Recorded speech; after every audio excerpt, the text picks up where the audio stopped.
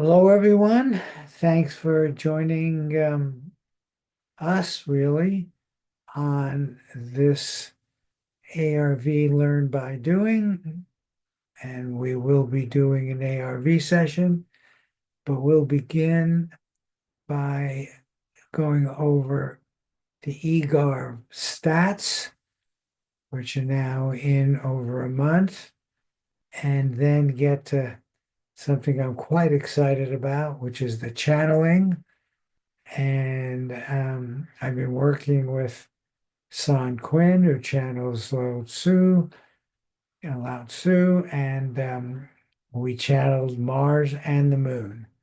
And I've given you links to that, but I'll do a summary.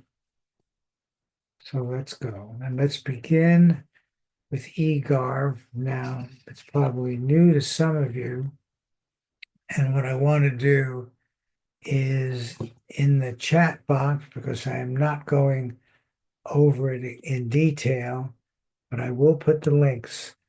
When you want to understand this in detail, you go to this one. This was the very first one I did, and it does it in great detail.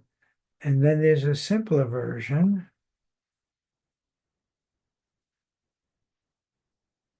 That's this one.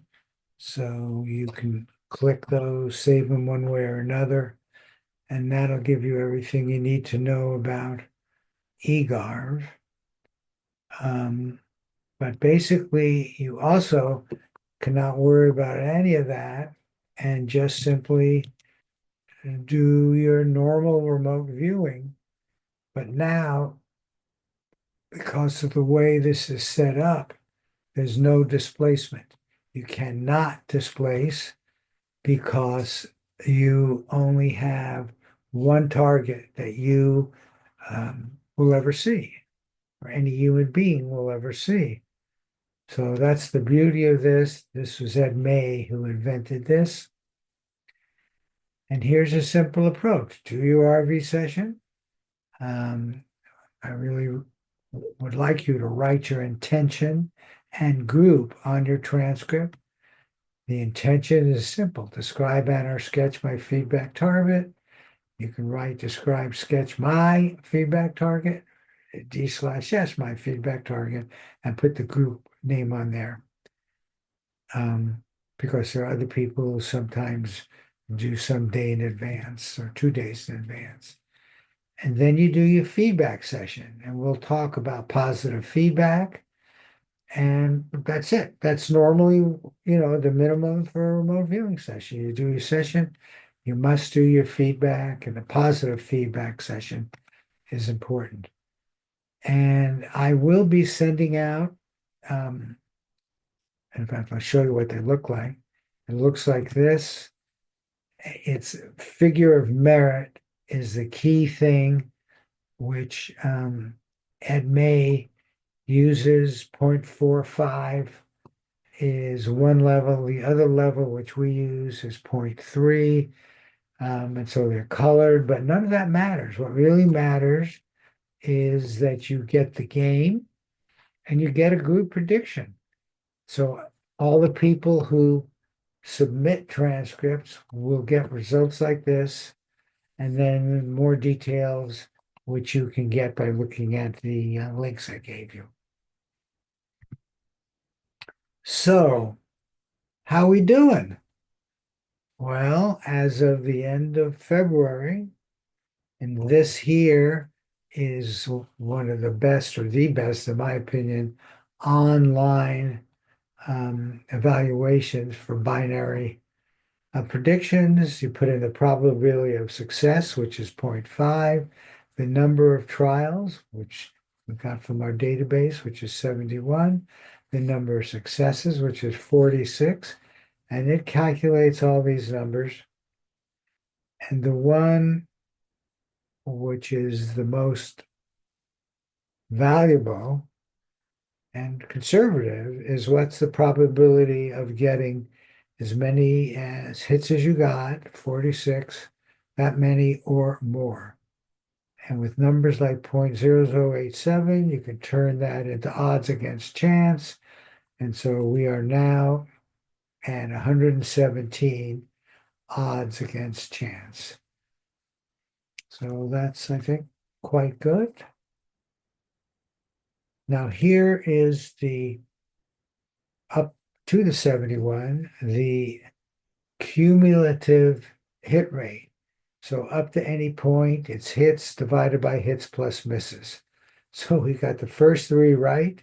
So that's 100%. But then we missed one, went down to 75. I guess missed another.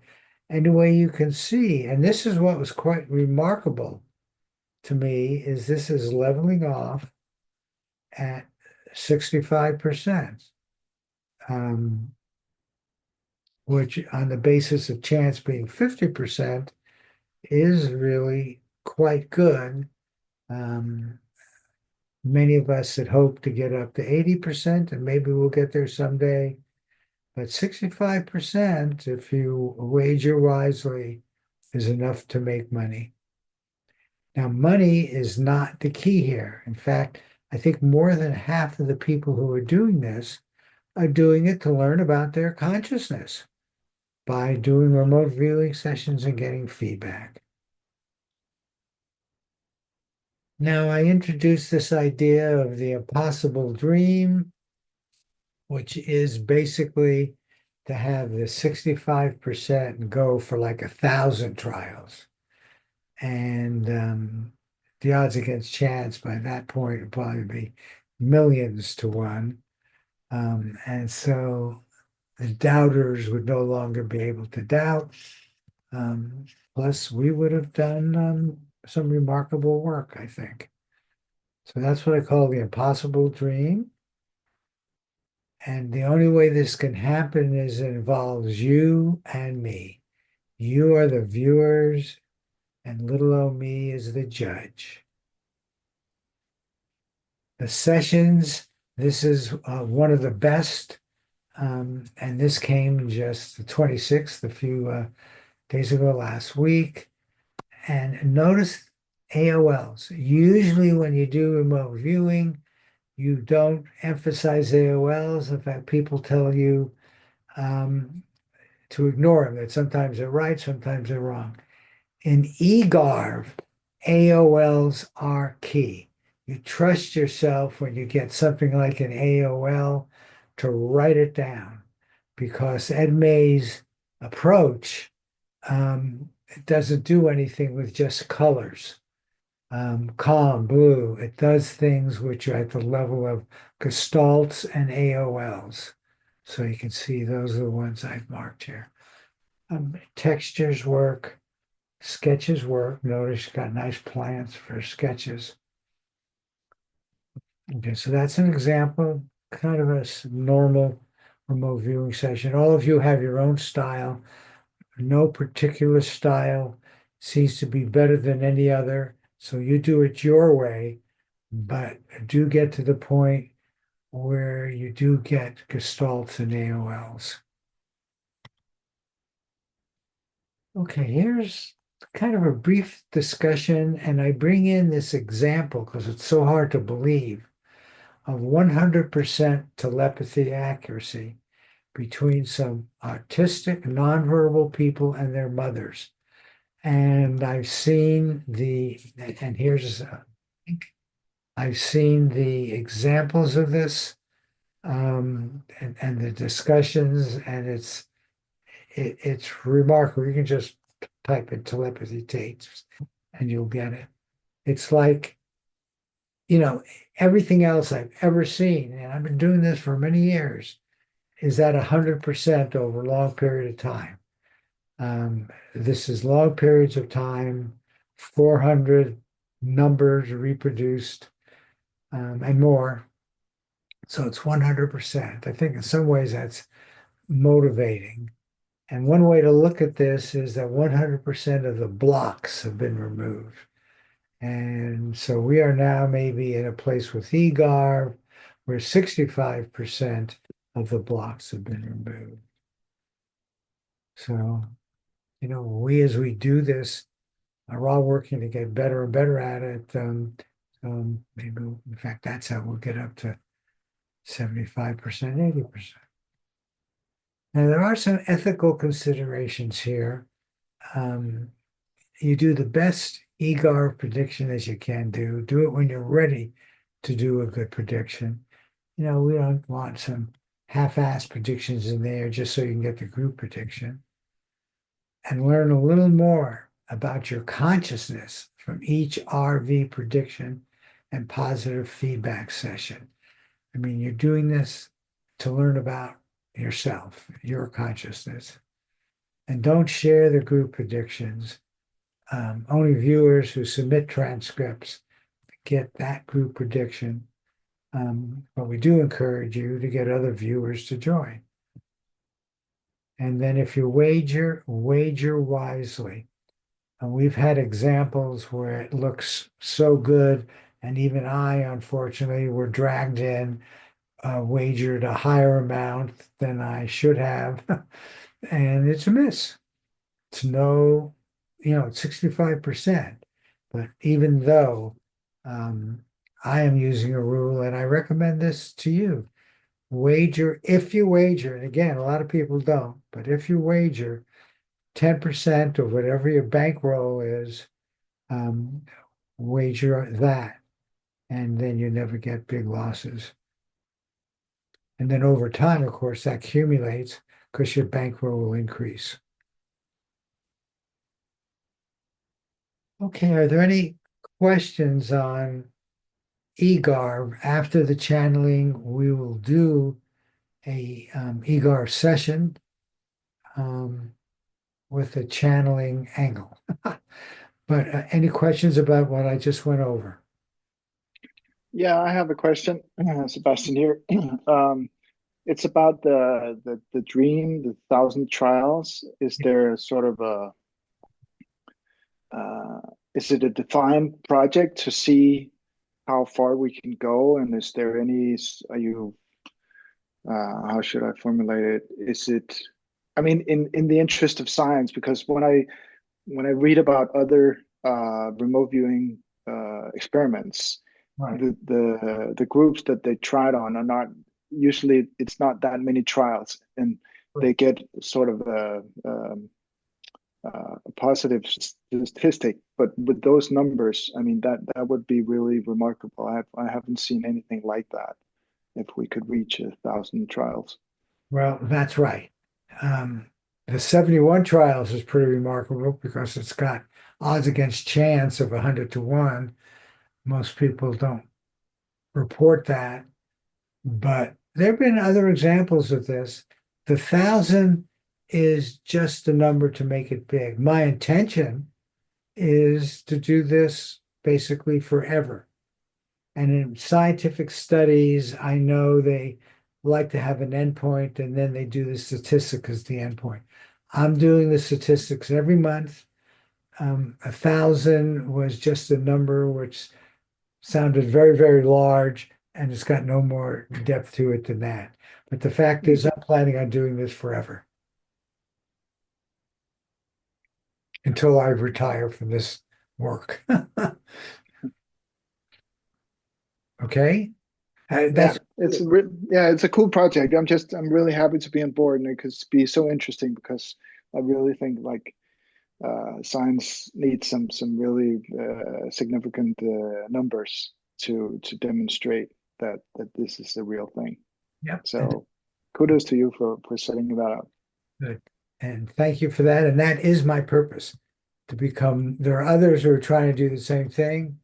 Um, um, the telepathy one is sort of interesting, but I want to be among those in like the remote viewing general area. Okay, channeling. Let's get a definition from one of the books. Channeling refers to the process of receiving or transmitting information, ideas, or messages from a source beyond ordinary conscious awareness. So channeling is in this area of psychic phenomena. because it's beyond ordinary conscious awareness. It is often associated with spiritual practices and can involve communication with spirit guides, angels. People give different names to where they assume the information is coming from. We are going to focus on ascended masters, high-level masters, or, and this is so important for you to understand, one's higher self. And I'll be talking about that more a little later.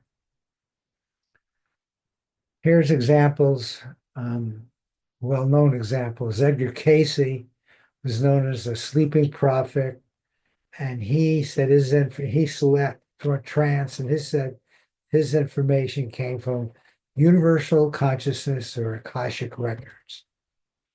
Jane Roberts, which was the first time I ever got into this, was with the Seth material, and Seth described himself as an energy, personality, essence, no longer focused in physical matter. And then Esther Hicks, who is still out there working, um, channels Abraham. Abraham is described as a group of non-physical entities who present themselves through Esther.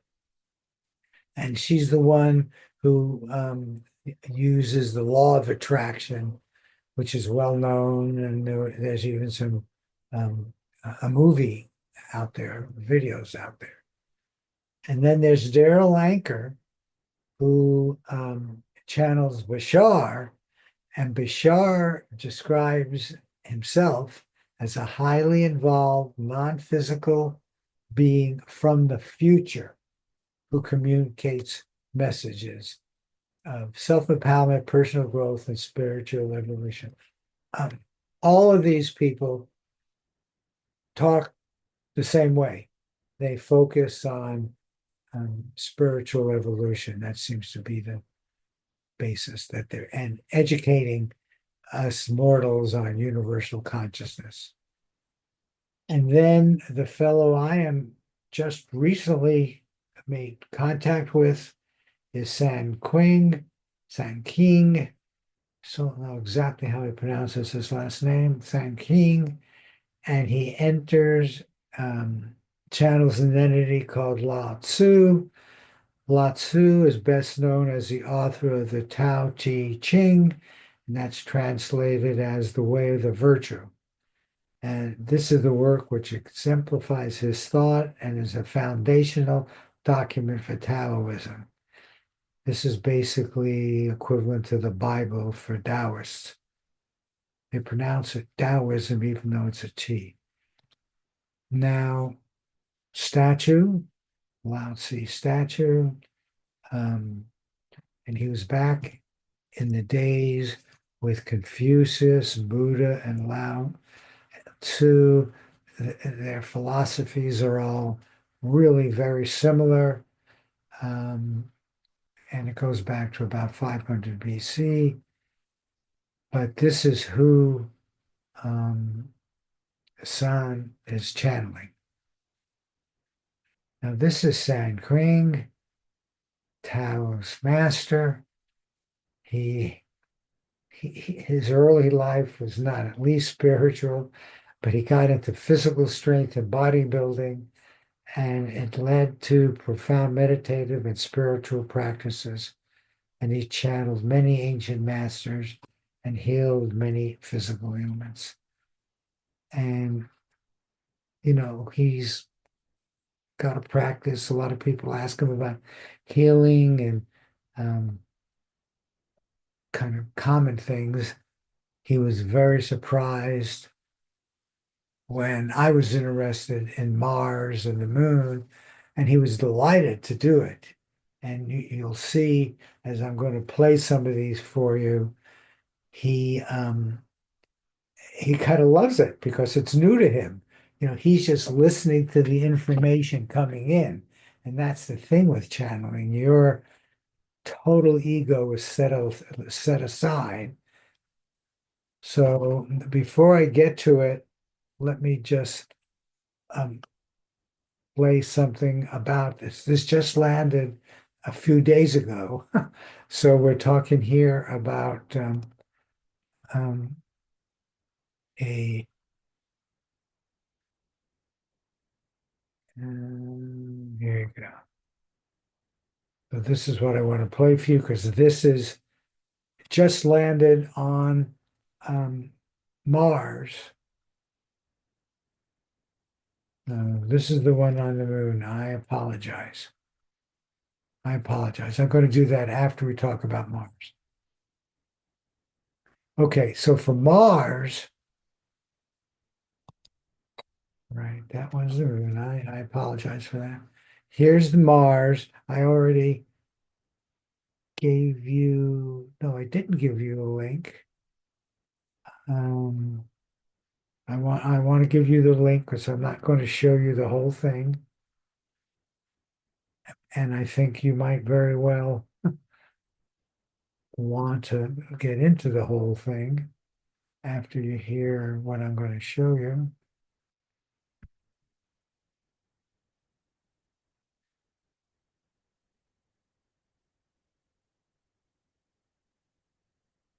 Okay, so that's right. That's the link. Um, and now I want to show you just the beginning of this one. I'll show you. So he's listening. Oh, he's listening, my friend. Okay, good. So I'm talking to you, Lao Tzu and San, and what I want to find out is information on Mars. And just to get things going, this is a photograph from NASA of a specific area called Sedona. And there's all kinds of interesting things here. There's a face, there's a huge pyramid taller than anything we have on Earth. And let me just give you a blow up of that pyramid, the D&M pyramid.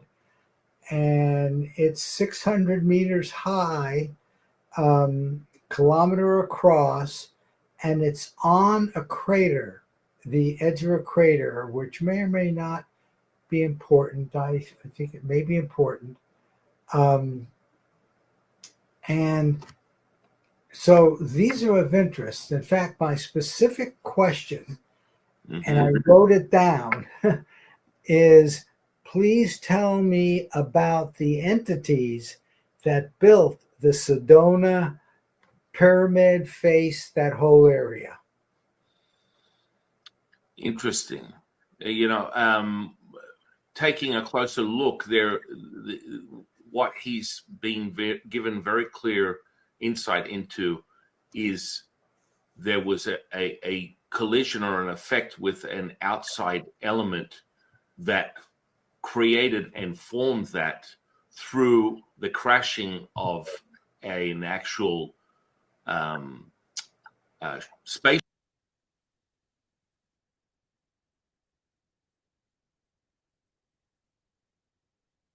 Come on, what's this?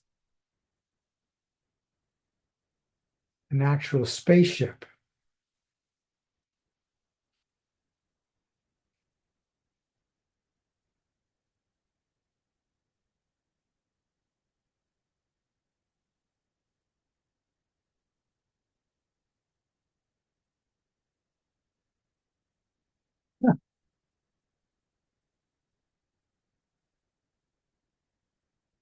I used the text I sent you to reload this.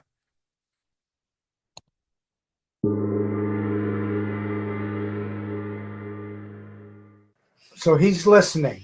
Oh, let's get to, no, it looks like that's as big as I can make it. Let me try to make it bigger, but I want you to hear because this is incredible. It did not form itself naturally. It wasn't created by the development of an external frequency that would be transmitted. More commonly, if you look at something like the pyramids, there's very clear evidence level of mastery that is being able to form and create to precision the stones within the pyramids in Egypt and around the world. Even some of the stuff that we're seeing out here in Nevada are perfectly formed shapes that are naturally a reflection of the constellations. This was created from a collision, and the ship itself is able to enter and exit at any time. But there was a formation. If you look closer at it, you will see that it was formed from an absorption of the actual the ship or plane or whatever you want to call it. Okay, I want to stop it there because that, of course, is mind-blowing. Here's the pyramid. Here's the edge of what we normally would think of as the edge of a very large crater. Lao Tzu is saying a ship, he used the word crash, later he uses impact, presumably on purpose to form that pyramid. And I would say that's mind-blowing. But I then asked him to go down, and he describes very, very strange things below this pyramid. But I only have time to do the moon. We'll do more of the moon. But he describes, as you get below the pyramid, a very, very, very hot region, and then a cold region, and then a region which is like a meeting place.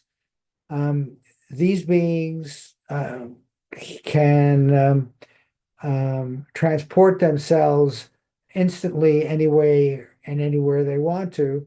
So apparently a bunch of them would meet down below. Okay. So I think you already have a feeling, and I think somewhere and he talks about this happening a billion years ago. A very different viewpoint. I think you would agree. So let's now just go to the moon. And this is where I wanted to just because this is so now. And the thing about Mars, he said nothing there which could be scientifically verified. Okay, so, you could think of it as a fairy tale, a lot of whatever you want to think. It's amazing, the idea that was from a spaceship that crashed. But let me now show you this. So this is now just landed on the moon.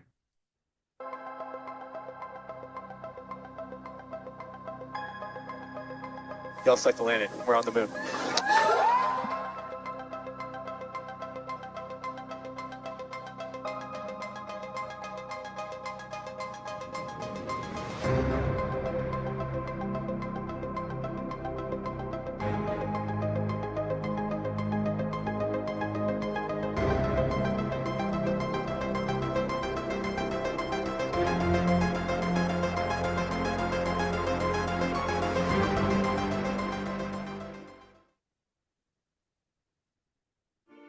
Eczema Okay. isn't So, always obvious. Eczema isn't always red. But now, eczema isn't always going to. okay, so now what I want to do is show you the interaction with Lao Tzu about the moon. And well, All right, thank you for this get together. Yeah. And how about bringing me up to date in what Lao Tzu said about the moon? Right.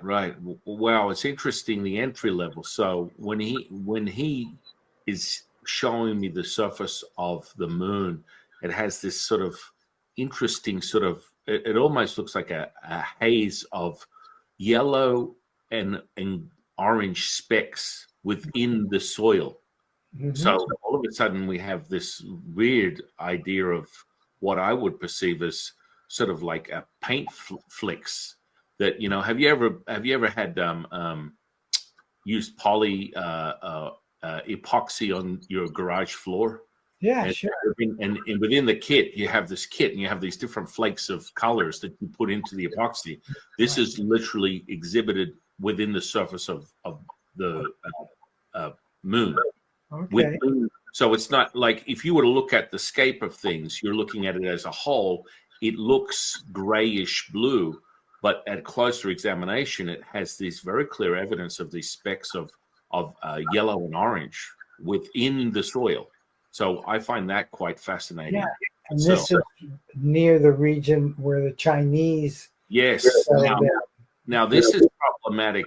Wherever the Chinese landed, there seems to be some type of evidence of some man-made constructs that have been planted in that space, and they're exhibited more in if you really want to get down to it, they look like some type of mechanical device, and there's over 8 of them that have been planted there, which I find really strange. They got down on Mars. Oh, sorry, more on the moon. On the moon, they actually got out of their ship and they walked the moon's surface. And they built these 8 mechanical. Well, the devices look very closer to something that is that can be in some way detonated if necessary. Whoa! I find very, very, very interesting. Now, what lays claim to that, or how we can get a Google view of what they've put down there, would be quite interesting, because I don't understand the need to have some type of control within that surface. Because NASA has that. NASA has flown over that side of the moon. I'm sure they've taken lots of pictures. You know, we're going again, but not to that part. We're going to the South Pole very soon. Okay, but when we stopped, it looked like Lao was going to go deeper, dig down. Yes. And now this is a really fun part. So you see him walking the surface of the moon, and now he's transmuting into literally like a gold, like drill bit. And he's going to now enter into the soil, which I find really interesting. So as you pierce that surface and you're going down, he went down about 6 or 10 feet, you're starting to see massive temperature changes, which would be completely contradictory to what you would perceive as the moon. Right. So there's hot, and there's very clear evidence of hot and cold. And then you enter into what is a layer of a specific type of element, which is being called lithium, which is very interesting. Now, this is about 12 feet down. Now, there's also quite clear evidence that you can hear the circulation of fluid within this space. So you're hearing fluid, which would really, as we start to present deeper and deeper into the soil, is evidence of some type of aquifer or water that is present within the center of this, you know, as you put it, moon. I would call it something, but this is going on. It's like a sloshing of fluid, which is really interesting. And so the deeper he goes through the lithium. He's now going into what we call jet within the Earth planet, which is a form of stone that absorbs any type of like what someone would perceive as lower negative energy. I don't understand that. Now, these are layers. So Right. if you are going to pierce the moon every time you hit these points, they surround the circumference of the moon as you dig deeper.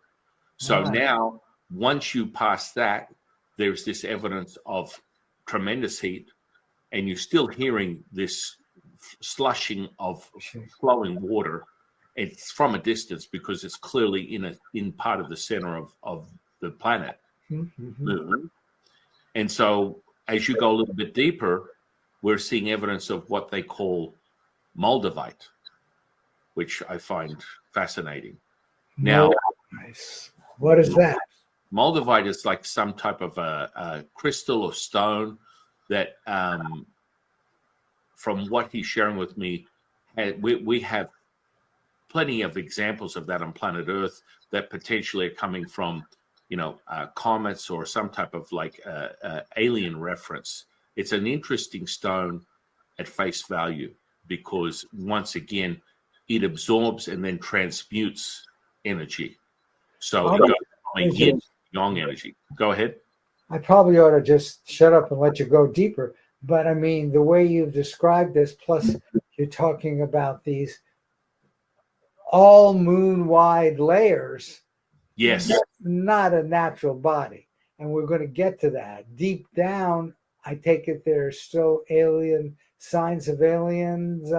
Well, right now, the sound of that water is almost piercing, as if we're getting towards a waterfall, which went from the slushing of water to a very concentrated, like very clear as clear can be. If you've ever been at a waterfall, you're hearing this waterfall in the distance. And as he continues to go deeper, now we're seeing elements of gold,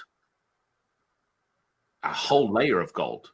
With just after there, now we're going like probably 6 or 8 feet deeper, and now you have elements of gold, which I find fascinating. And you envision this to be a true three-dimensional layer all around. Yes.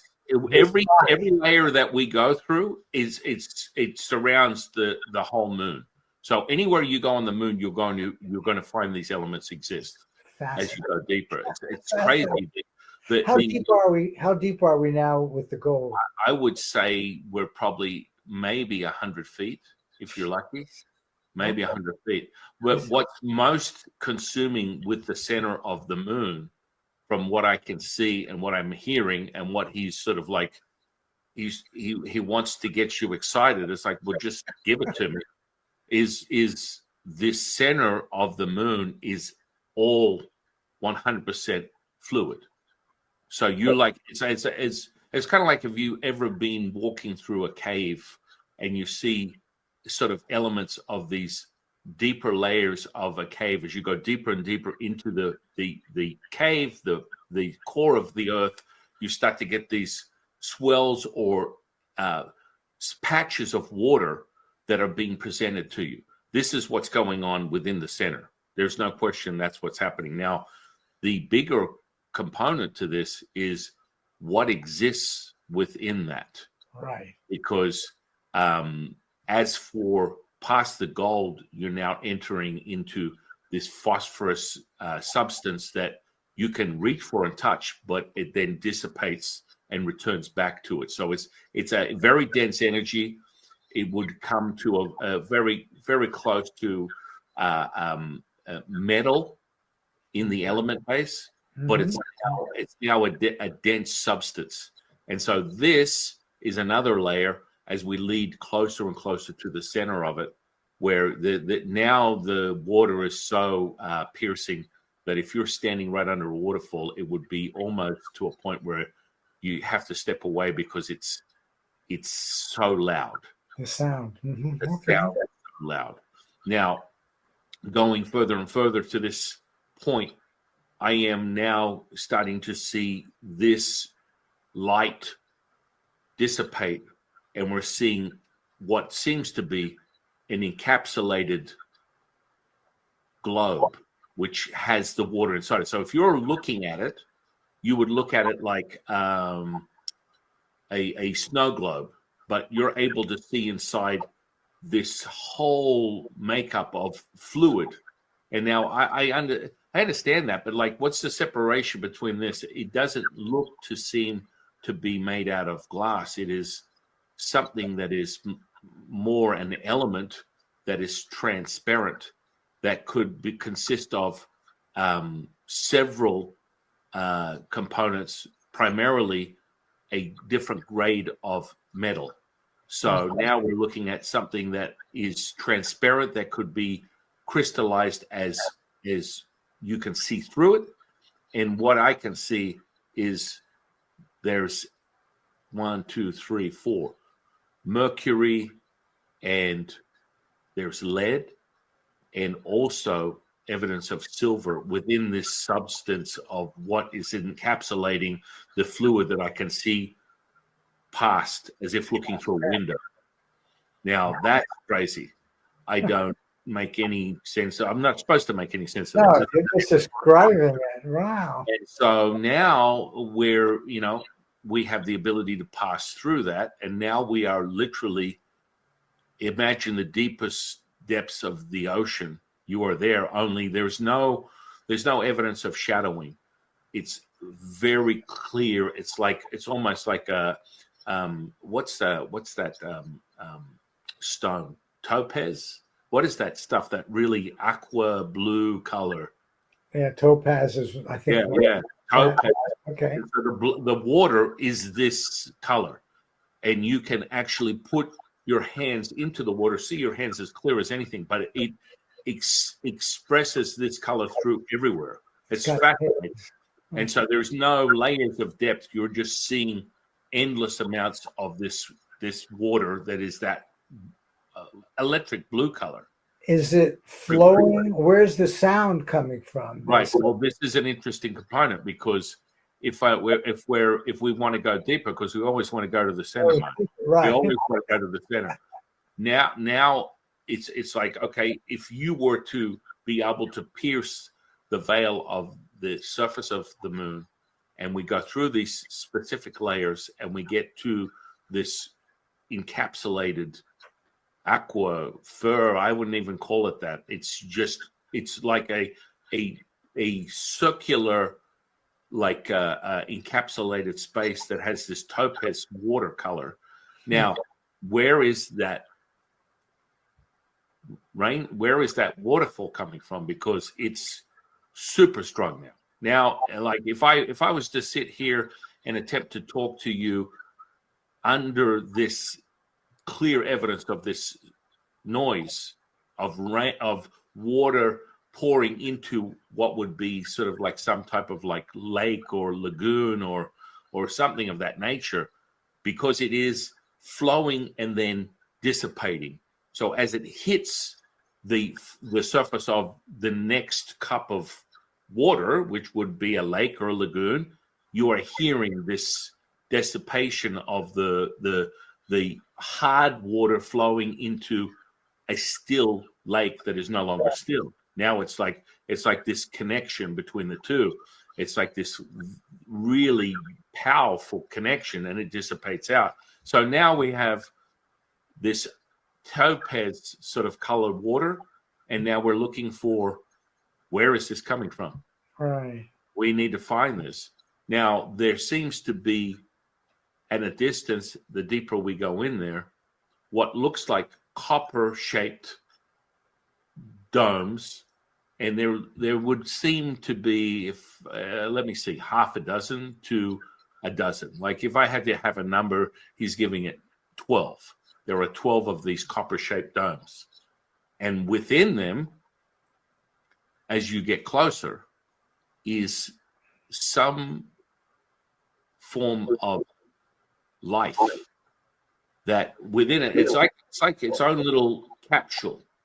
And so when you get closer to it, there's this window that is so you can see in and out of, and the evidence of life force is some type of alien being that is phosphorus in white color. It has huge gray eyes, and it like it would be like as if you looked at someone and they took white paint, and painted it on your flesh. This is the color of this being, and the face is Whole almost body, his eyes are big, but yeah. It's in this encapsulate. It's like a capsule, and so it can see out. Now, it has a face that looks almost like a fish or something of that nature. you see pictures of what they call the gray.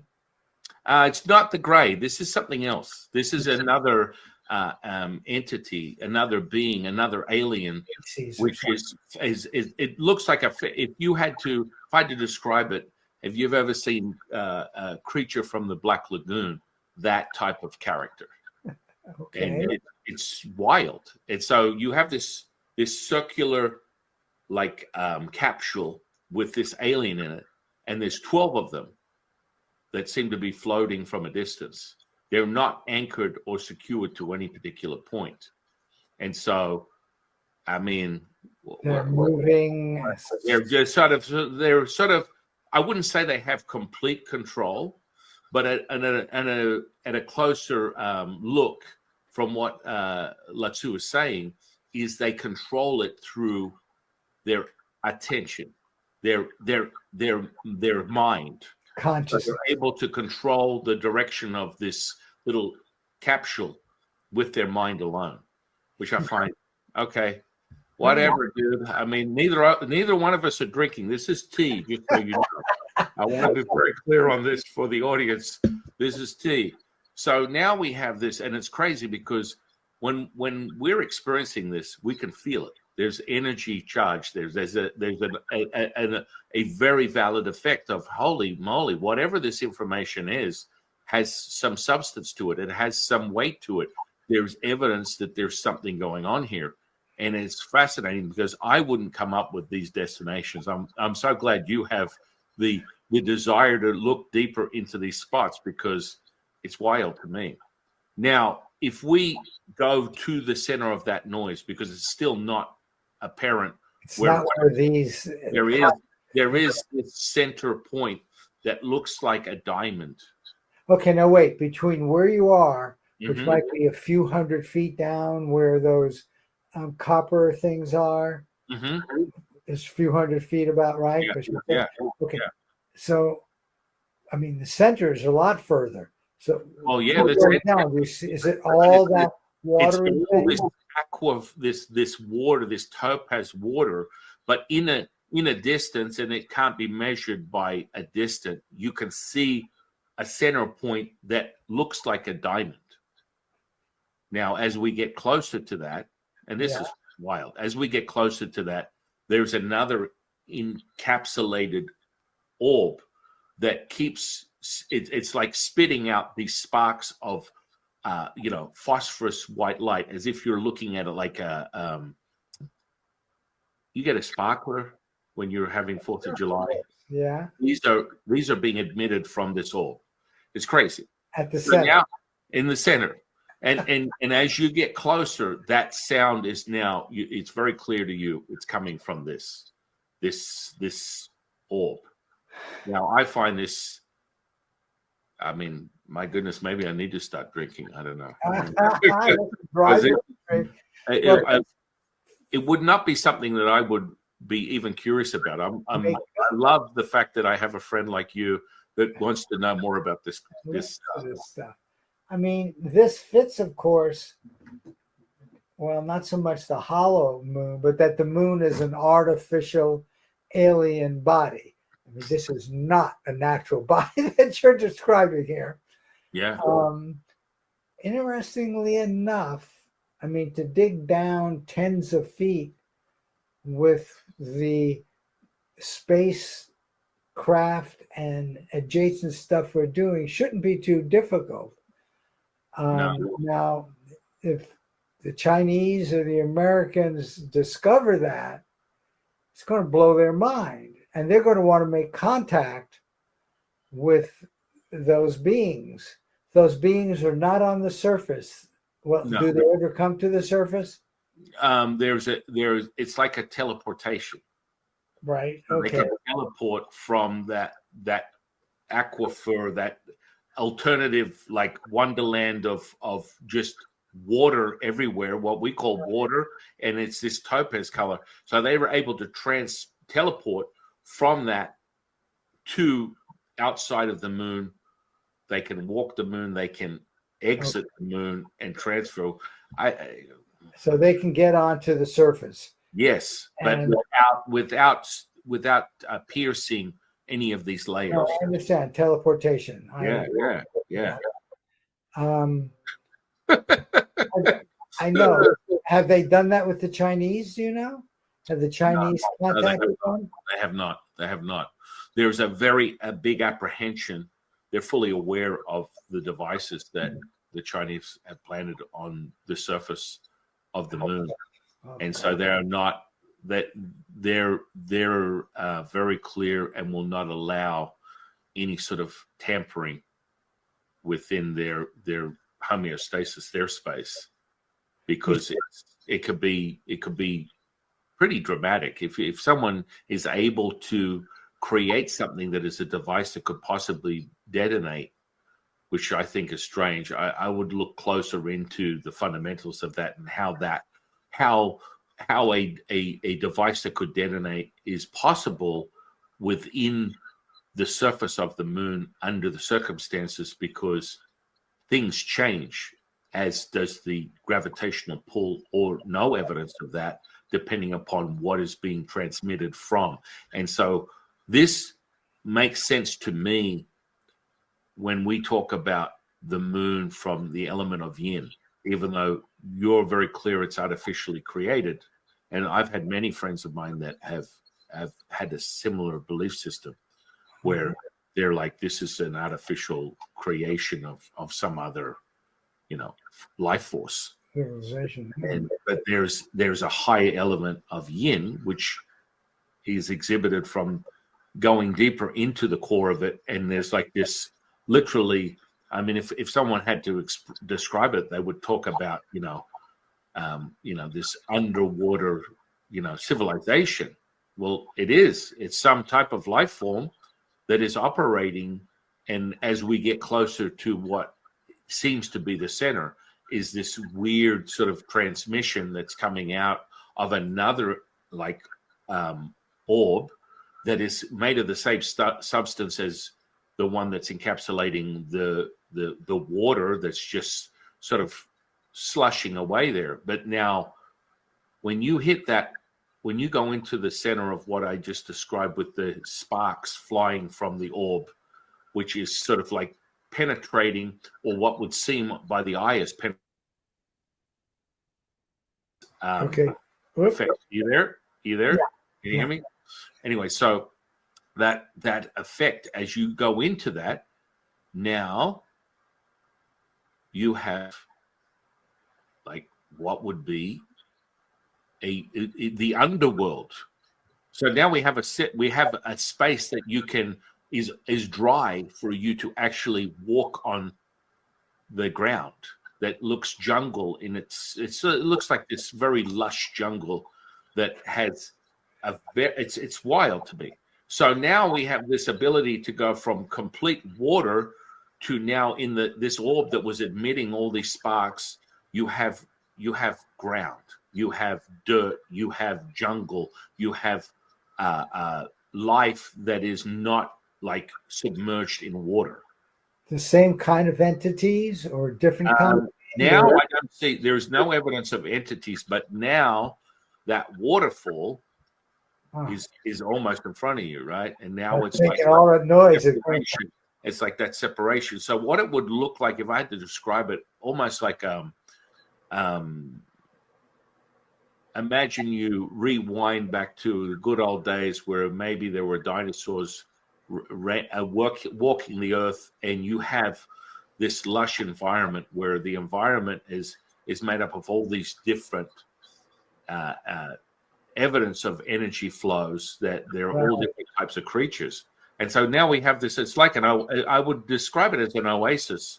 It's almost, I mean, I can't. Jungle and an oasis, sort of a combination. Yeah. And so now we have this orb that has evidence of a surface that is equivalent to what you would call a planet that you can now walk within. And so for as far as the eye can see after entering through that veil, you have dry ground, you have evidence of this waterfall that we've been listening to the whole time, and it looks like a paradise, which is fascinating to me. Crazy. I mean, I think I need to start drinking, Marty. Yeah, that is really strange. Okay, I got this. Two things I want to get to, that and then also what's on the damn surface. But first, how big, what percentage of, we'll still call it the moon, percentage of the moon is this scintillating ball at the center? So if we start doing mathematics, and Lao Tzu's given me like a measurements, you have the surface, you penetrate it, you go through those layers, you hit this orb of aquifer or equivalent, whatever.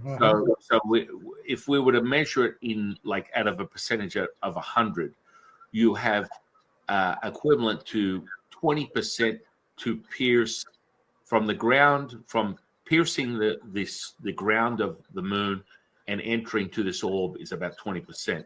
Then the orb is probably close to 60%, and then this oasis component, which is in the center, is the 20% of whatever the space would be. I think still large. I mean, how big is the moon? Right, but how could there be? I mean, the life you see there is basically, it looks like plant life, but you see no signs. There's no signs of any. Now, what Lao Tzu is sharing with me is very clear, is these aliens can teleport into that space at will. Right. So there's what would seem to be these copper orbs with these aliens that look like the creature from the Black Lagoon.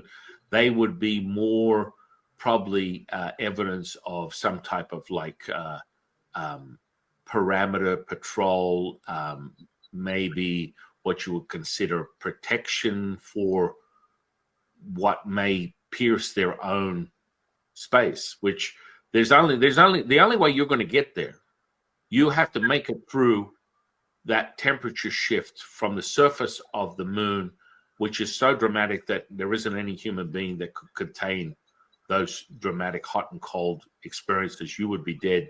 You'd be dead standing on the moon, let alone entering the soil.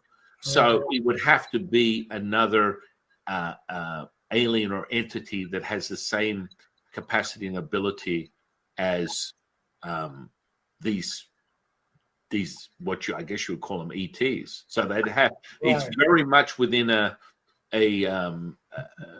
state of telepathy, of teleportation. You have to, everything these aliens are operating in is completely like all the stuff that we talk about, that we measure, that we train in.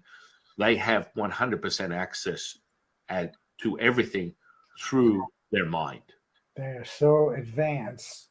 Yeah, I mean, what's amazing is this temperature change is very much what you described in Mars. And I don't think there's any scientist, NASA or otherwise, that's discussed this. Now, this doesn't mean they don't know about it. Exactly. We've been very sensitive about even acknowledging UFOs and that sort of thing. But this is another kind of critter, another kind of entity, another kind of species. Now, how many, you've described 12 looking roughly where he was looking in the whole planet.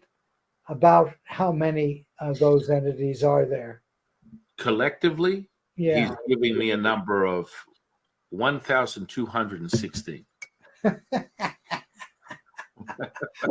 when we go down there and count them, we'll see. Okay. So it's a very small community in relation to the size of of the moon. It's a Right. very small community. Let's shift. Okay. I'm disturbed by you said either 8 or 12, what looked like explosive ready. Tell me, go to one of those Mhm. and describe it in detail. It looks like what you would.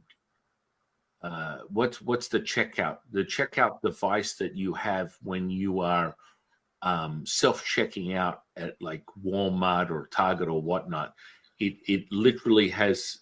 It's probably this big, and it has a panel on the face of it, which is in Mandarin that you cannot decipher because it's a very variable dialect that is not even Mandarin or Cantonese. It's an obscure dialect that I wouldn't even know what it is. And I've been spending years of my relationship with Mandarin, and I have a love and hate relationship with it, and none of that makes sense to me.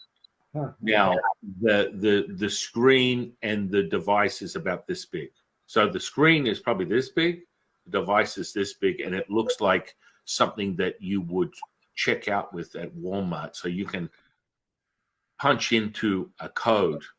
Now, what it's attached to doesn't seem to be very clear to me, but there's some other component that is like it looks like an ammo box that you would pick up from an army supply store. So it's like one of those green containers that, if a military person was storing things in the container, you'd open the lid up and you would have access to this green tin. Does that make sense? Have you ever seen one of those before? Well, I understand the idea of a box being roughly a foot by a foot. Yes. So is that the size of these? So it's attached to that. And right, inside. Yeah. But No. On the outside, that's what you see. On the inside, that is what's in. So inside is something that is pliable, which would look like putty, plastic, some sort of plastic, sort of like pliable substance that if you played with clay, it would be like that. That's inside the actual box. Well, I from something you said earlier, I get the impression that would be an explosive, a pliable. Is that what Lao Tzu is saying? That's a to be very kind, yes. That's kind. Right. I mean, here's the biggest problem with this. This is some type of implementation of potential control or a starting of something that could create waves through, planet Earth.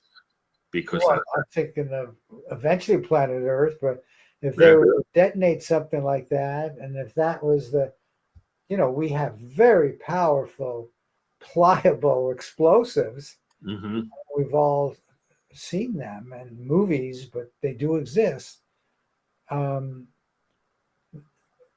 That's a threat to people, because that could, especially if they send them all off at once, penetrate this first layer.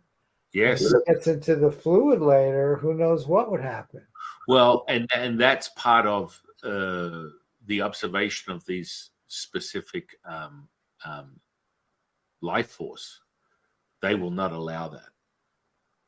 But it's there. It's there. It hasn't moved, but they will not allow that to take place. No. Which feels a little relief, but still the ill intent is never a good thing. Right. It's a little bit like we won't allow Russia to get a nuclear weapon, but they're trying. Yes. I would be pissed if I were those ETs. I mean, I'd be really pissed that the Chinese would do that. Well, it's kind of like observing a child playing with a couple of toys. That you can still change the direction. And because they're so advanced, it becomes benign due to the fact that they already know the outcome, even though the ill intent of what seems to be a human-based being, the Chinese, Right. they've got no play on someone that can literally operate everything through their mind. Ay, ay, ay, ay, ay. I don't know what else to say. And I know this is like, I could tell from your reaction to what we did in Mars. You believe this because Lao Tzu has such knowledge, apparently knowledge of everything essentially. Yeah. I mean, look. So you believe it, but you were shocked by it too. Well, because that's not my. I will just be honest. It's not my bag. Your exploration is really exciting. Having you as a friend, these are not things that would come up on my radar as I need to know this. But I know that everything that he reveals to me, with full disclosure, within the space that I use healing and all this type of, are 1,000% accurate. So this stuff, it doesn't change the needle. It's just it's your excitement, and I'm on the ride with you, going, wow, you can't. I'm going to be very clear. I'm going to say this to the audience: you can't make this shit up. It's wild. I agree. This is a science fiction story. Is that really a science fiction story at this point? We're at the precipice of imminent contact with something that people don't want to dilute the possibility of other life force throughout the universe. And there's definitely clear manipulation from a three-letter organization perspective, that there has been manipulation, but there's also evidence of this knowledge that there is further life force in the universe. Absolutely. And how that's going to manifest. I use the word science fiction because it's science fiction has always had the ability to see in the future. All kinds of things have come up in science fiction that were considered fiction and are now reality.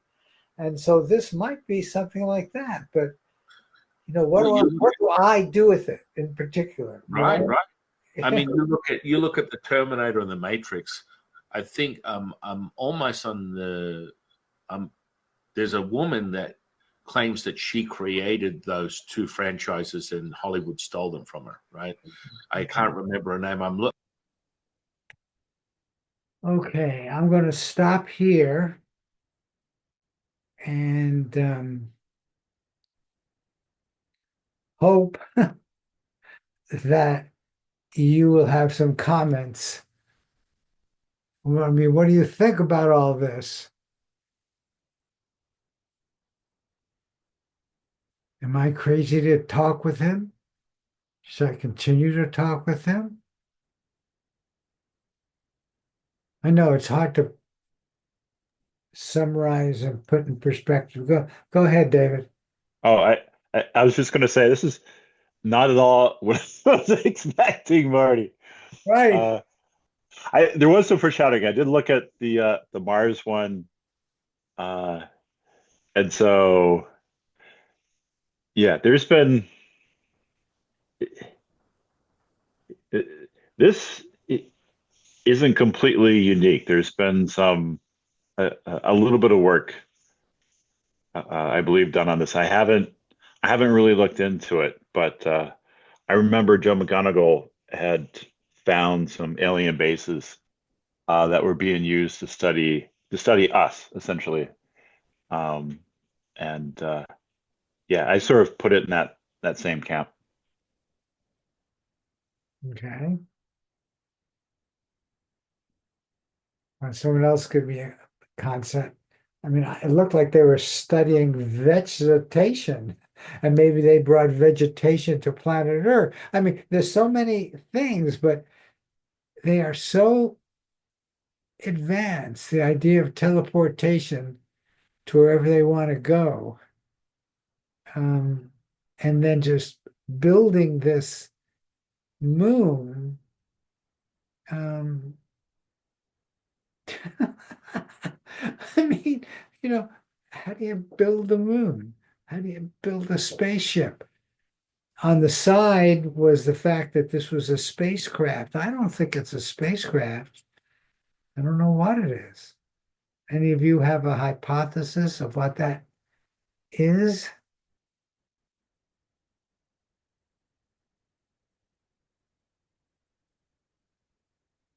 See if we kind of met through some previous.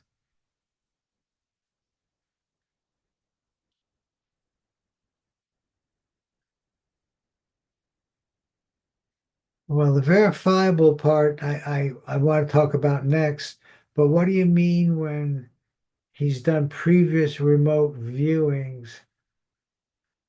And I mean, I know Joe has seen aliens, but I don't know if he's ever remote viewed the moon.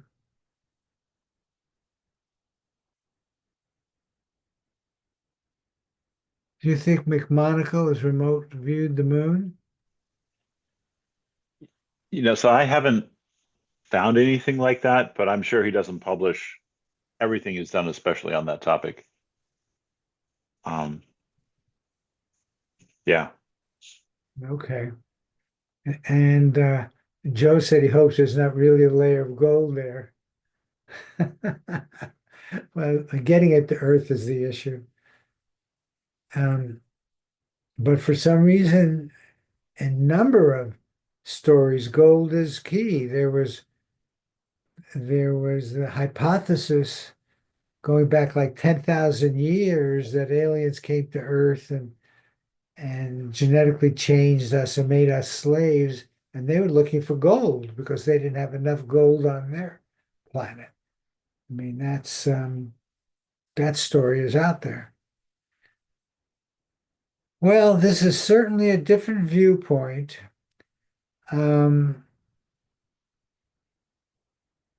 With respect to Mars, I saw nothing that I could potentially use to validate it. But with the moon, that's different. The hollow moon theory is out there.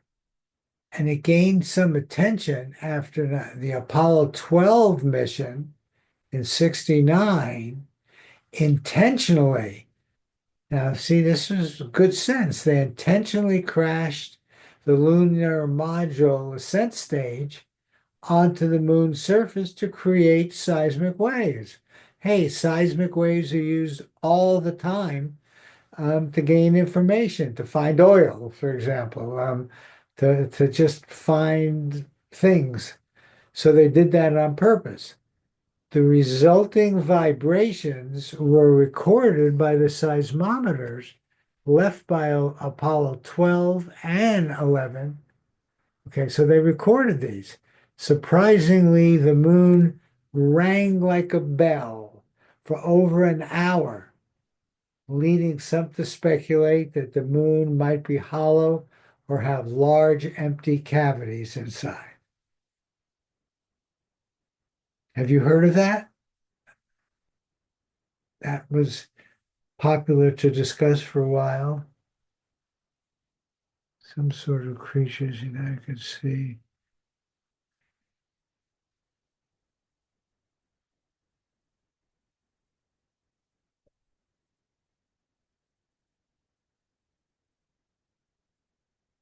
Well, yeah.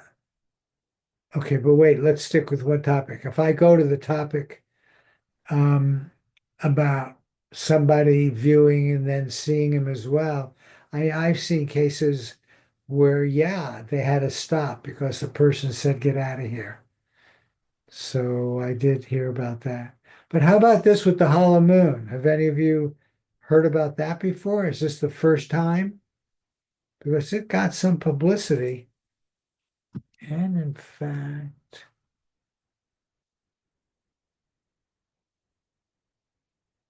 I guess it wasn't here.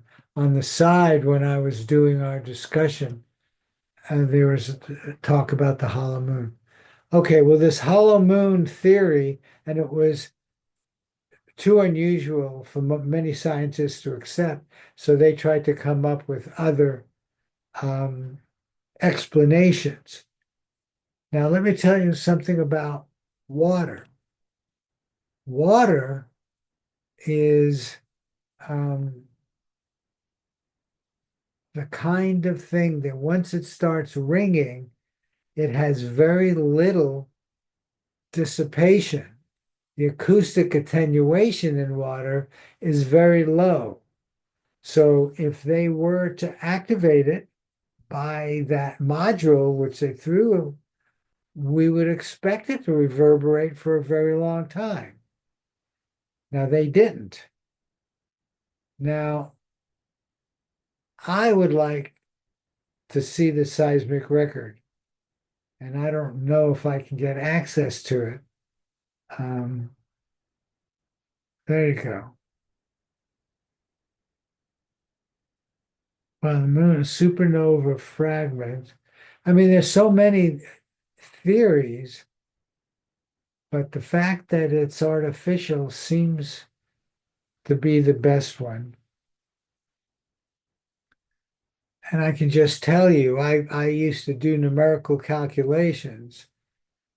And if you have water and soil or granite or anything next to each other, once the signal gets into the water, it just stays there forever. While in soil and rocks, the attenuation is much higher and it will go away. So this model does satisfy, I think, the not hollow, but water-filled now moon. So interesting.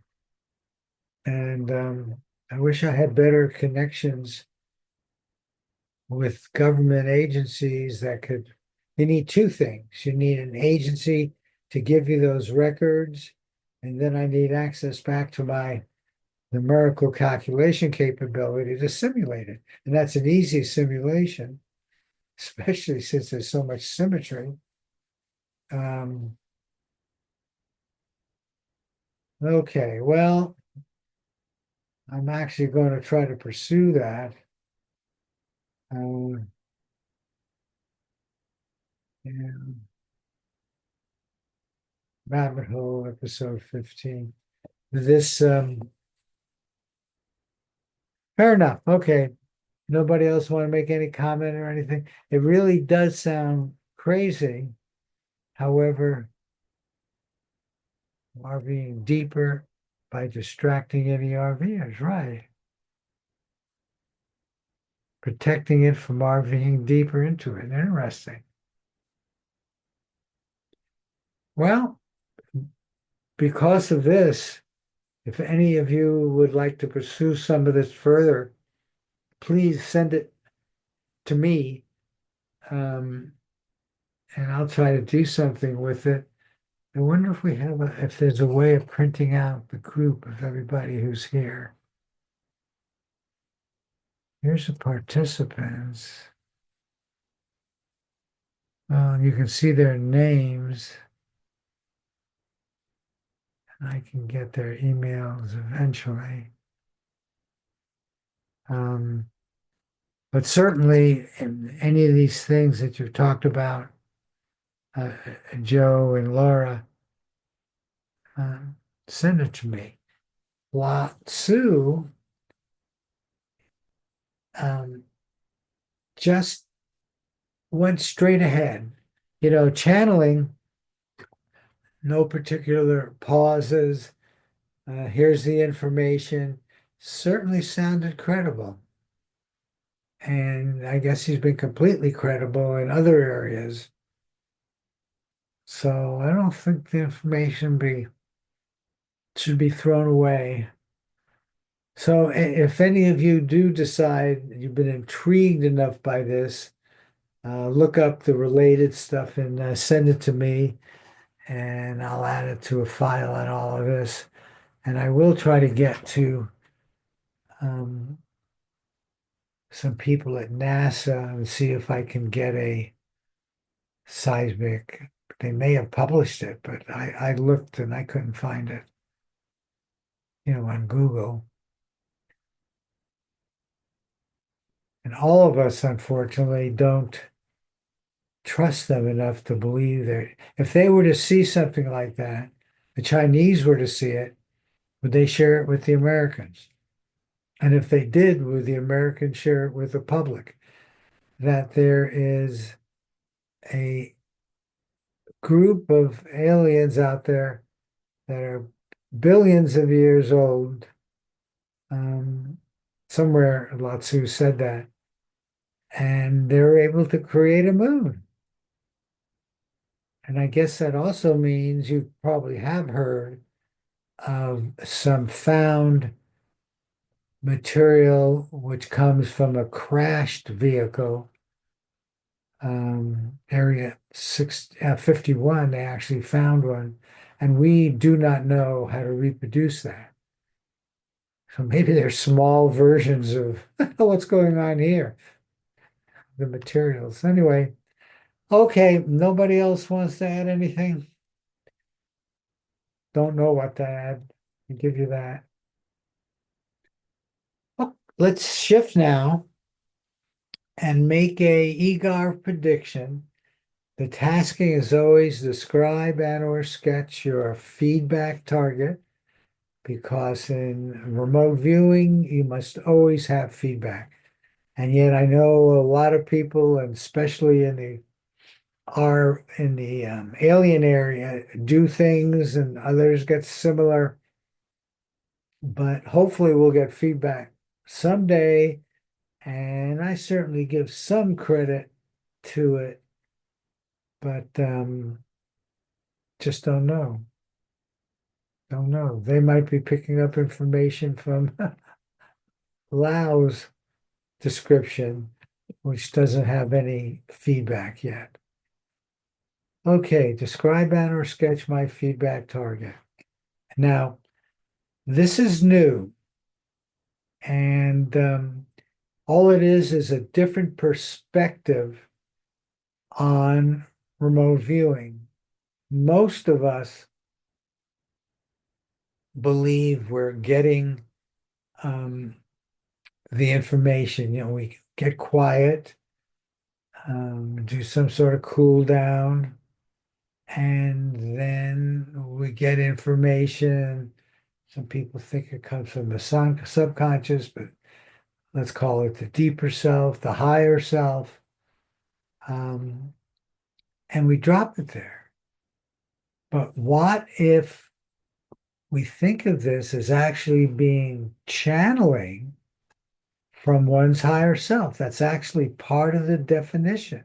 We just looked at ascended masters, and what if indeed a higher self can be the way to look at our deeper self, our higher self?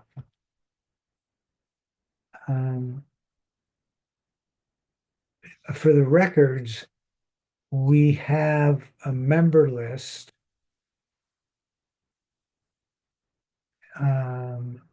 And I love, yeah, this is the webinar list, so you get notifications. But I would like,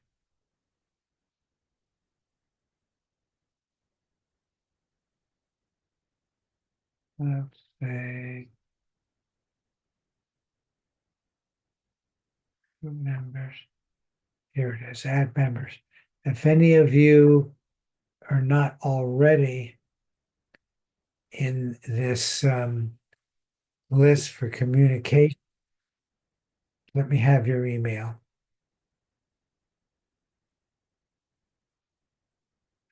Laura, you're new. Joe, you're new.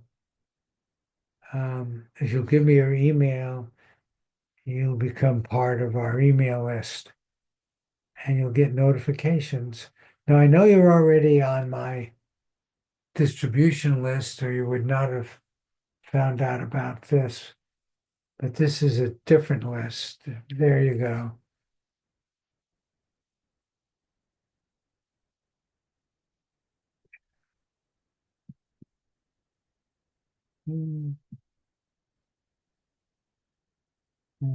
Good job.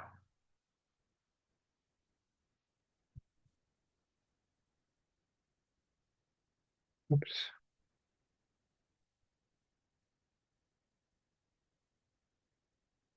Okay, very good. Let me directly add you.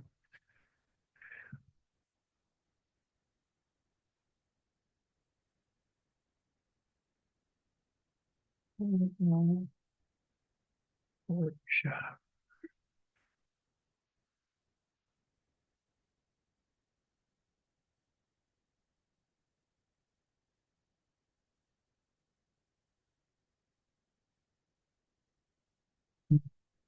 So, not a robot. So I think I am a quantum mechanical robot.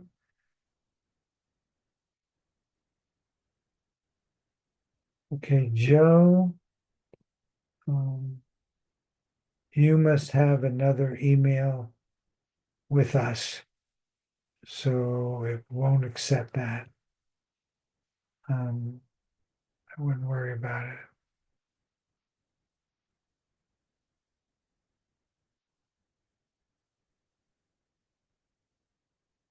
And let's see here. Okay, there you are, Laura, and Joe, you have another email address. Okay, so I spend a lot of time on that, but we are always looking for more and more members. So Laura, I appreciate you joining us. And let's now go back here. Okay, now last month we did the Super Bowl. Tonight we're going to do an NBA game.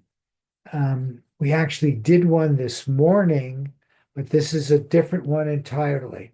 So we'll be making two different predictions tonight, and you will get the results with your personal prediction. Everybody has their own personal prediction. So this is the email, which I need to do down here. And if you now need to do this, okay. So if you click on that, and I will do it, you get this page. On this page, just put, I'm just going to do a test, but put your real email address because that's where the results will go. And once you do that, you'll get your personal coordinate. I think you all know a little bit about remote viewing to know what that is. So that's your coordinate. And we're about to do the second game. Now get into a nice positive mood. And I'm going to ask you, you might even name your deep self, your higher self. Give it a name. Be friendly with it. I want you to get closer and closer to this deep self. We always talk about it intellectually. It's not an intellectual, it's a real existing entity, part of you. So go ahead, give it a personal name. I've got a name for mine. And this is all such a happy endeavor. And now you're going to channel your deeper, higher self.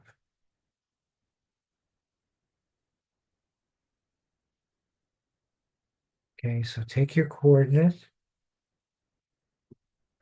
put over here your name, date, time, and group. AOLs are good. And you're going to drop your thinking ego self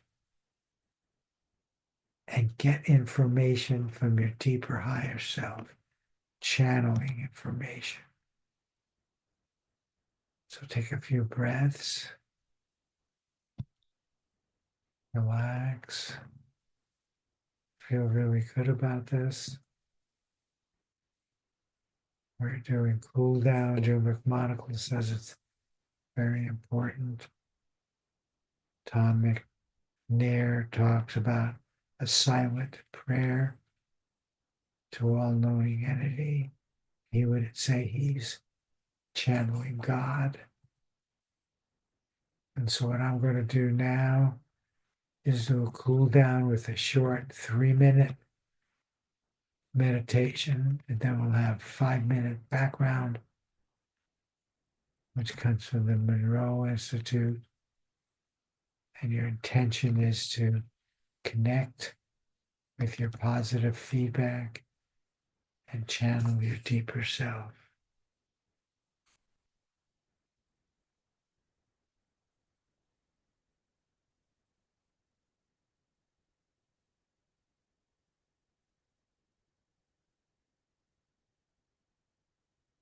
Okay, here's a 3-minute.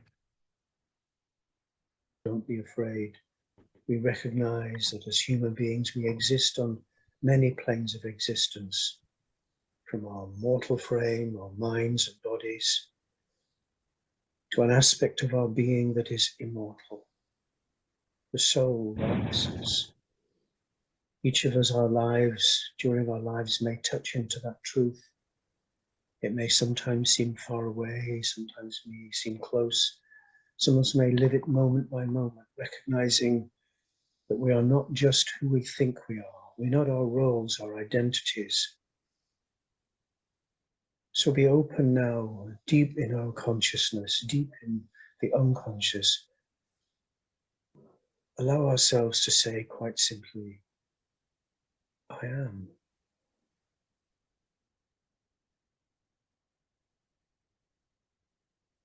Breathe in the word, I. Breathe out the word, am.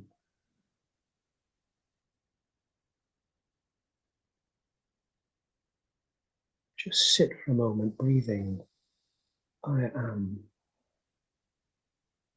Encouraging the sense of simply being. No need for an addition that I am this, or I am that, or I'm experiencing this. But I am open to, receptive to the deepest, very core of our being.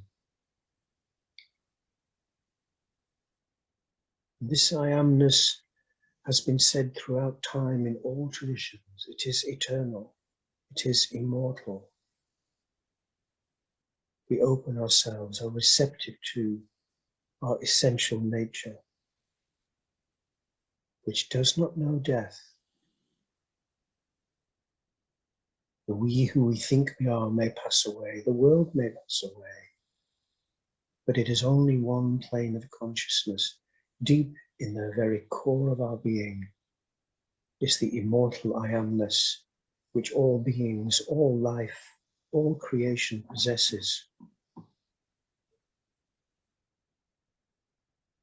And as we touch into that essential I amness, as we breathe in the word I, breathe out the word am.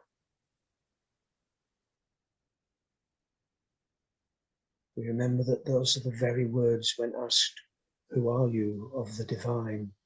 That is exactly what the divine says. I am. And we say, I am. And all beings say, I am. The whole universe is saying, I am. Please do your RV transcript now.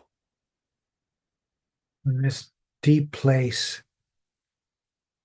channel information about your feedback target.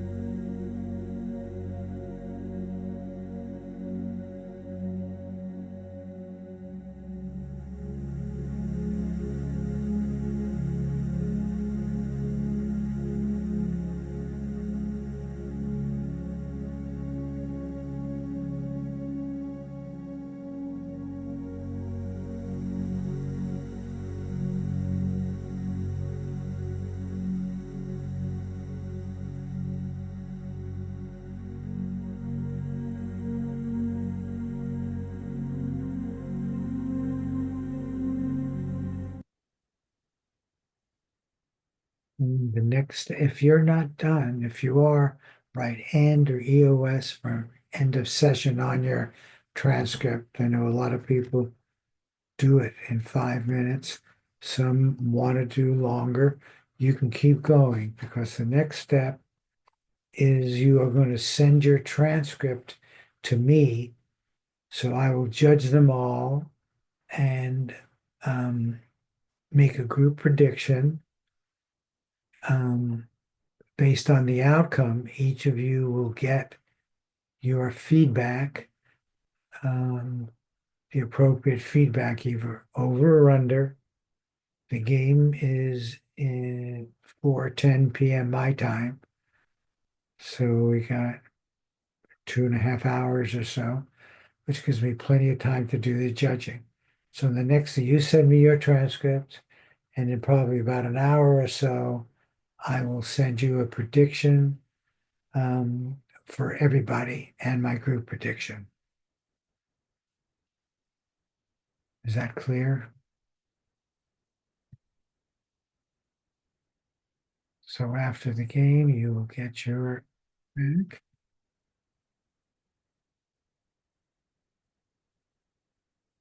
And I always encourage people to do a positive feedback session, which means circle the good stuff and add stuff you wish you had done.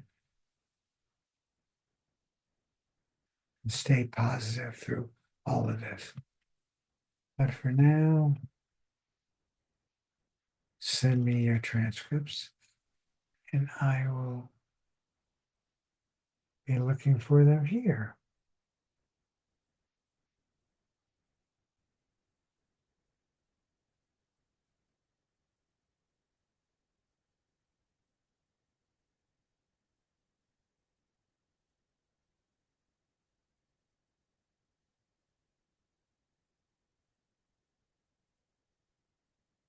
Okay.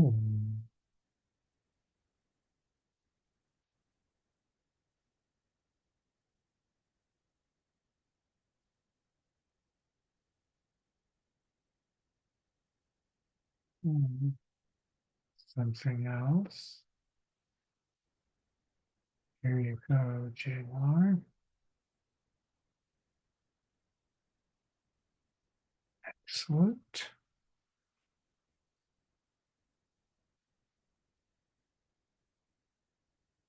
MATLAB is the software tool we use, a very sophisticated tool.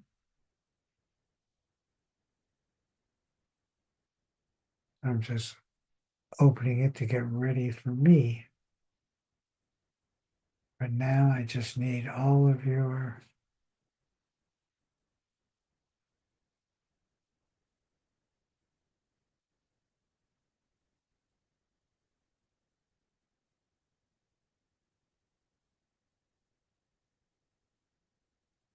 and just get to see a little bit. Okay.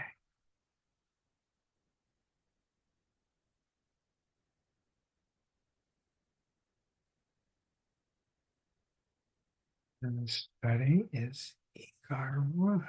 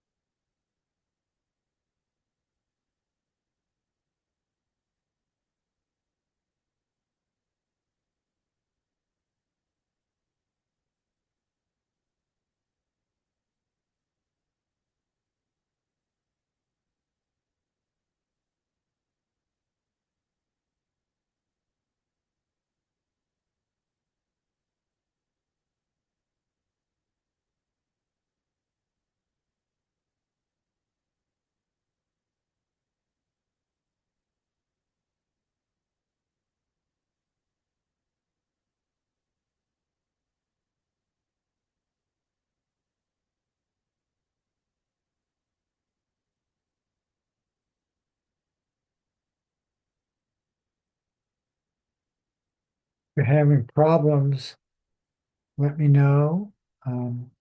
Just assuming you're either finishing off or doing the sending.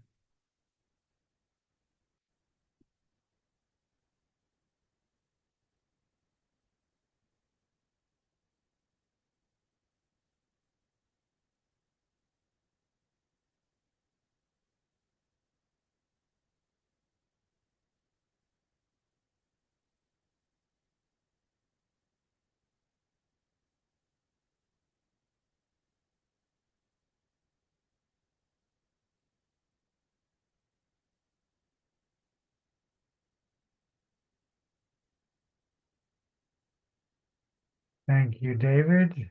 Thank you, Simona.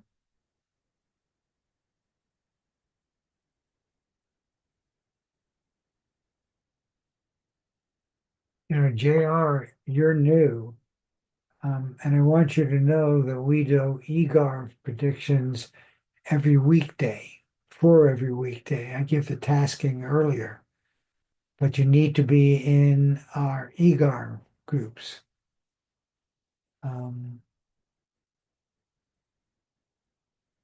You're in one now for free. I'll put you in one now. And if you want to do all five, then you have to become a member for $65 a year, but you get a lot more also.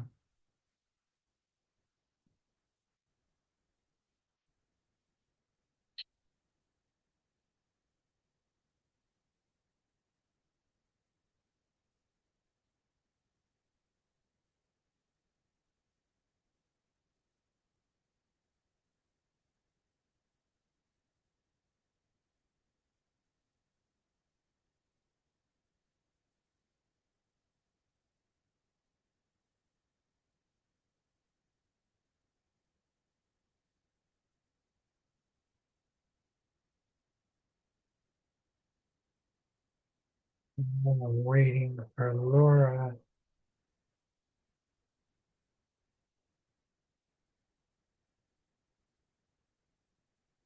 And John, I'm going to put you in the Omega group, which does predictions on Friday.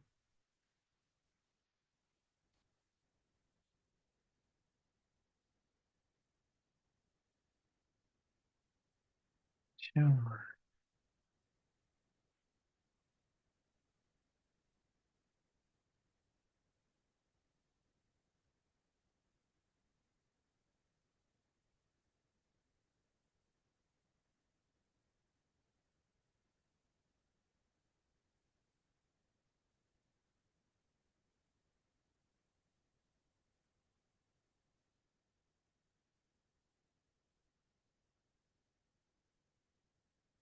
I mean, it's not much more, but I think we should wait for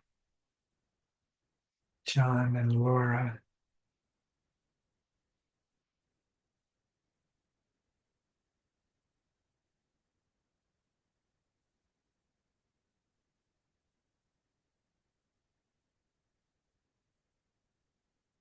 You did do a session, John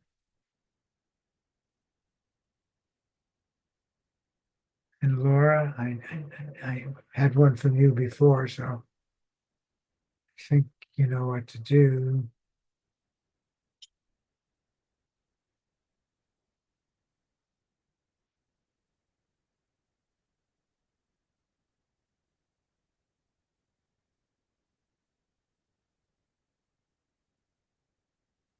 Why don't you tell me your status? Hi, Marty. I went ahead and did a session, but I couldn't figure out how to get coordinates for what we're doing right now. I haven't received an email and I wasn't sure where to get them. Okay, who am I talking to? Oh, I'm sorry. This is Laura Ergang. Okay. Um, I saw it. I saw your link flash on the screen earlier, but I wasn't sure how to access that. well, here, it turns out it doesn't particularly matter. So here, use the following coordinate. Are you ready? And put it on the top of your page. Okay. 4, 3, 8, 762. Thank you. Now do send me the transcript. The transcript's the key. Okay. Thanks, Marty. Sure.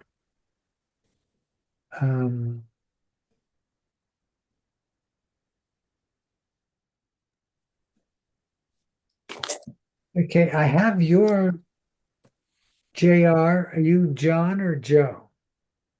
JR. Joe. Okay. So Yeah.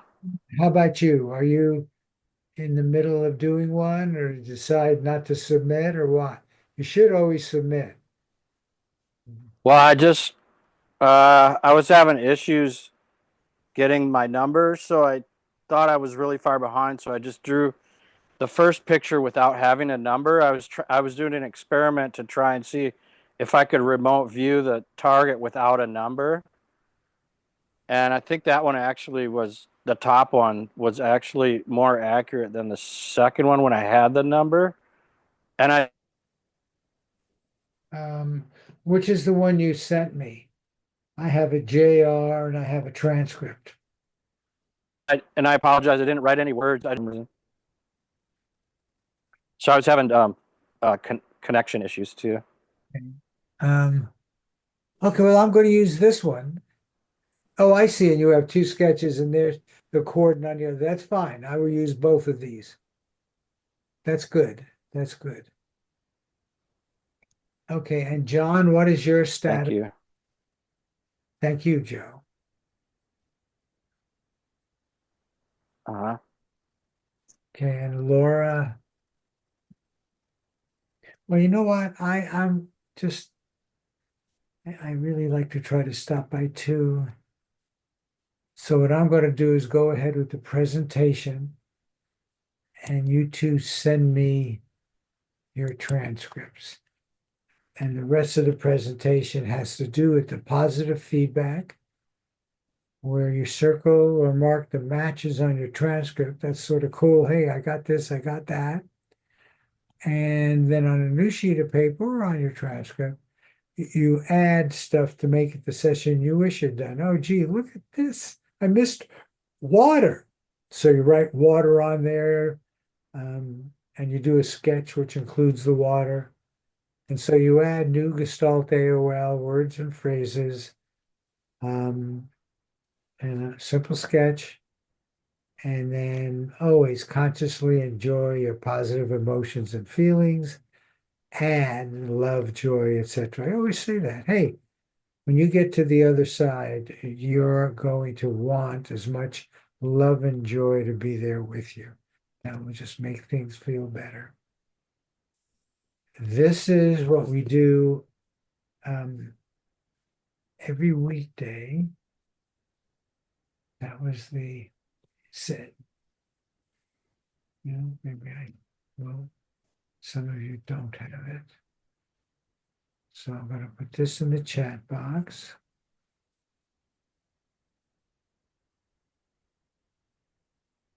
Control C.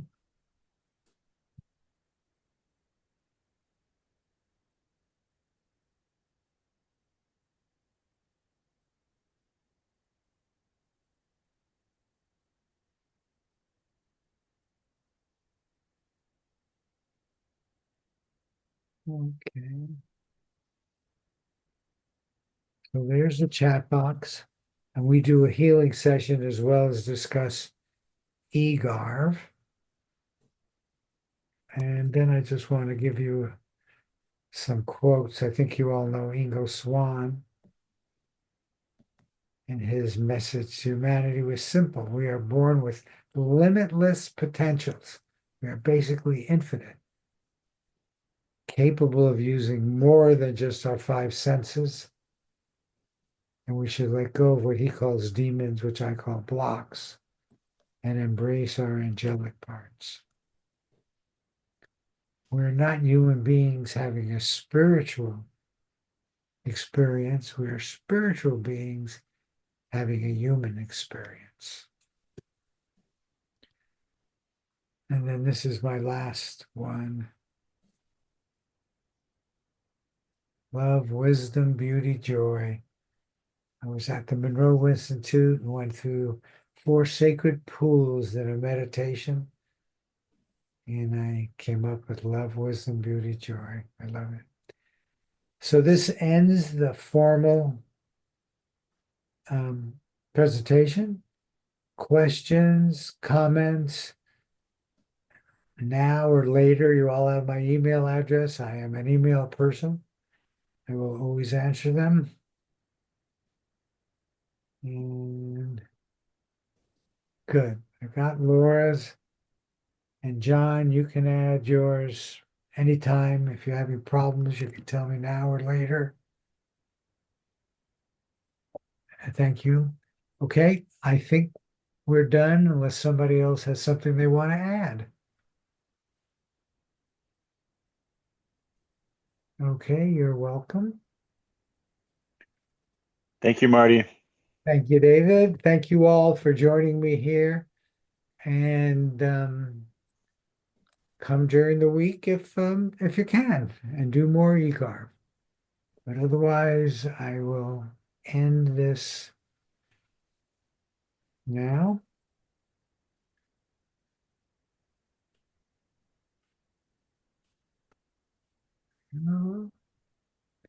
And all of you, take care. Have a great day. Have a great week, month, year, and life.